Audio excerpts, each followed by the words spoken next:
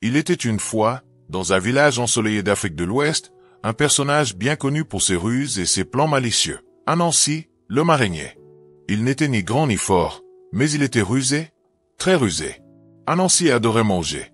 Ce n'était pas un secret. Partout où il allait, il cherchait un moyen d'avoir un bon repas, sans jamais trop travailler. Le cadeau du roi de la forêt. Un jour, Anansi fit une bonne action sans le vouloir. Il aida une vieille tortue à se retourner après qu'elle soit tombée sur le dos. Mais cette tortue n'était pas n'importe qui. C'était l'esprit gardien de la forêt. Pour le remercier, elle lui offrit un cadeau très spécial, un tambour magique. Ce tambour est spécial, Anansi. Quand tu le frappes et que tu chantes tam-tam magique, donne-moi à manger. Il te servira un festin digne d'un roi. Mais attention, ne sois pas égoïste. Partage toujours ce que tu reçois. Anansi promit, la main sur le cœur. Mais vous connaissez Anansi. La gourmandise d'Anansi. À peine rentré chez lui, Anansi appela le tambour. Tam-tam magique, donne-moi à manger. Et paf. Le tambour se mit à battre tout seul, et pouf. Un grand plat d'igname, de poulet doré, de bananes frites, de riz parfumé, et de sauce pimentée apparut devant lui. Anansi mangea, et mangea, seul. Il n'invita ni sa femme, ni ses enfants, ni ses voisins. Le lendemain, il recommença. Et le surlendemain aussi. Les voisins s'interrogent. Mais au village, on remarqua quelque chose. Pourquoi Anansi est toujours bien nourri, alors qu'il ne travaille jamais? Il cache sûrement quelque chose.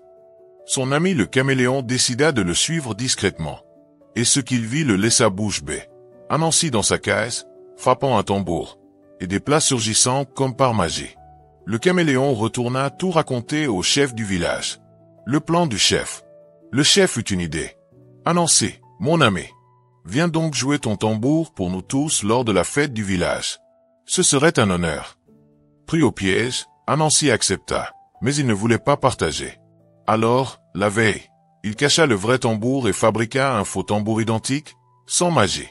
Le jour de la fête arriva. Tout le village était réuni autour du grand fée. Anansi, à toi de jouer. Anansi frappa le tambour et cria. Tam-tam magique, donne-moi à manger.